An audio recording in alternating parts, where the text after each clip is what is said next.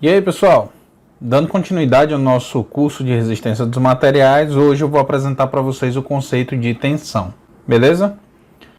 Bem pessoal, nenhuma formação técnica é necessária para a gente conseguir intuir que o aço é mais resistente que o algodão.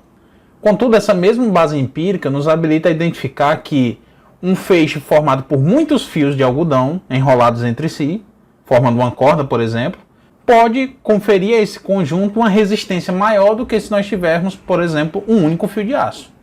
É óbvio, portanto, que a resistência de uma peça, além de estar condicionada, é claro, às propriedades mecânicas do material, ela depende também da sua quantidade.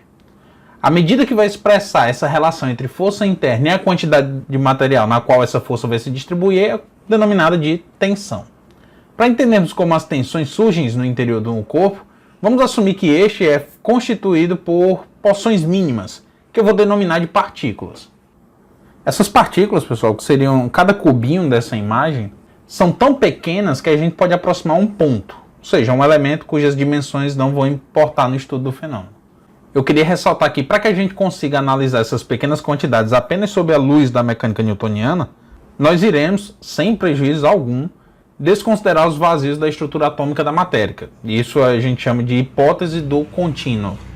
A estrutura da matéria em uma escala atômica é estudada na ciência dos materiais e as suas implicações macroscópicas serão contempladas de maneira indireta, é claro, através das propriedades mecânicas dos materiais, que é o que a gente vai estudar um pouquinho mais à frente. Além de adotar essa hipótese de que o corpo analisado é um meio contínuo, nós também iremos pressupor que essas partículas são fortemente interligadas e irão manter no equilíbrio posições fixas entre si. Então, vamos analisar dois cubinhos desse aqui que representam duas partículas. Supondo que sobre esse corpo atuam forças que não provocam sua ruptura. Essas forças irão se distribuir internamente. Isto é como se cada partezinha dessa do corpo, cada partícula, absorvesse uma parcelazinha do carregamento externo.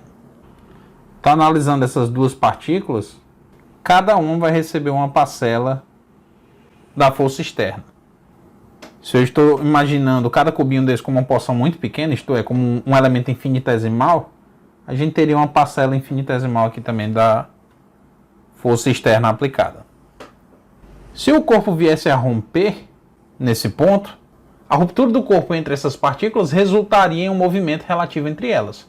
E para que isso não aconteça, uma tem que segurar na mão da outra, ou seja, elas precisam interagir e essa interação vai resultar uma força interna.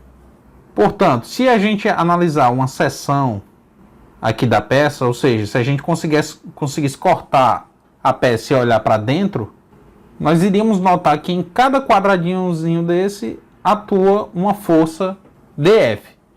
A tensão será, dessa maneira, a grandeza que representa o conjunto dessas forças que se desenvolvem no interior de um corpo devido à interação entre as partículas que o constituem. Esse conjunto de forças internas, isto é, a tensão, pode ser representada por uma única força resultante, uma força ou um momento a depender da direção que está sendo analisada. Portanto, o esforço interno que vocês aprenderam a determinar lá na Mecânica Geral 1, nada mais é do que uma representação das tensões internas que são desenvolvidas em barras. Logo, a força normal de tração e de compressão que eram determinadas nas barras de uma treliça eram, na verdade, uma equivalência dessas forças internas, isto é, a resultante, ou seja, é uma representação das tensões. Então, dependendo da direção das tensões em relação à superfície existente, a gente pode classificar a tensão como sendo normal ou de cisalhamento. Nessa ilustração que eu fiz, as forças internas agem no sentido perpendicular à seção transversal.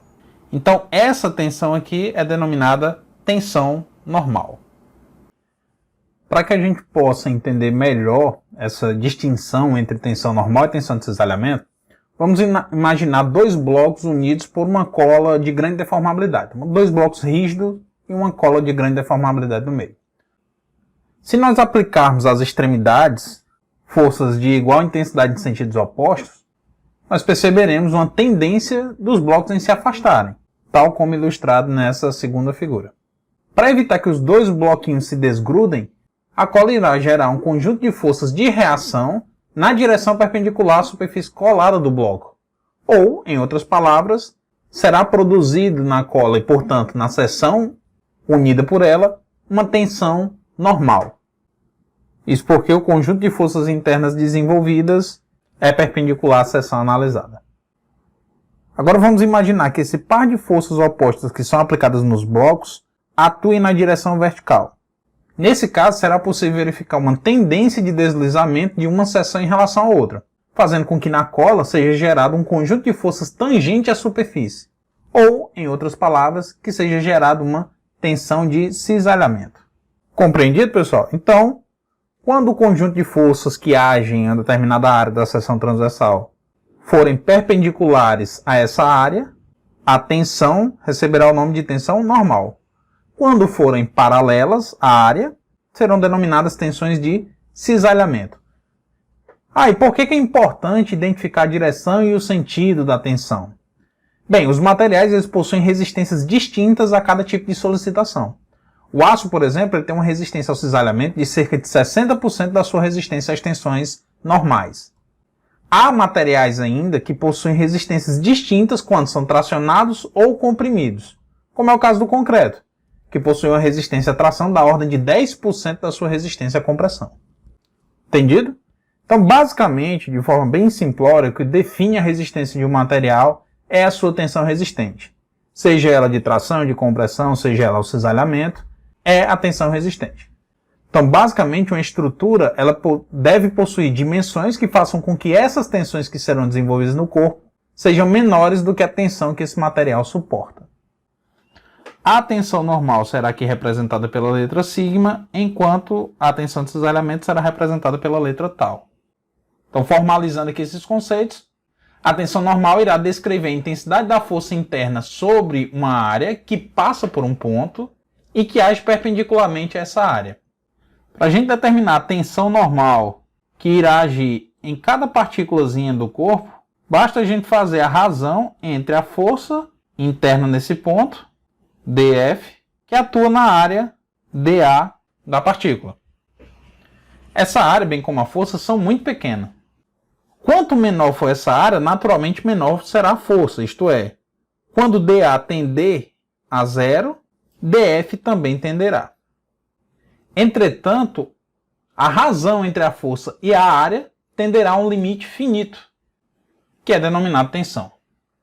A tensão em um ponto qualquer será o limite da razão entre a força e a área dessa partícula, à medida que a área tende para zero.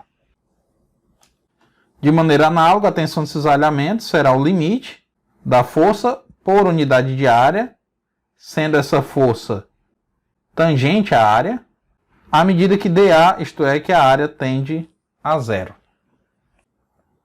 Em geral, pessoal, o valor obtido para a tensão em cada partícula varia através da seção transversal. Então a tensão nesse ponto pode ser diferente daquele, pode ser diferente desse. Entretanto, pessoal, em condições específicas de carregamento e geometria da peça, que a propósito são muito comuns na prática, as tensões que são desenvolvidas nos pontos da seção transversal são aproximadamente constantes. E aí, nesses casos, o projeto é baseado no cálculo da tensão normal média, que será o assunto abordado no nosso próximo vídeo. Beleza? Então até o próximo vídeo.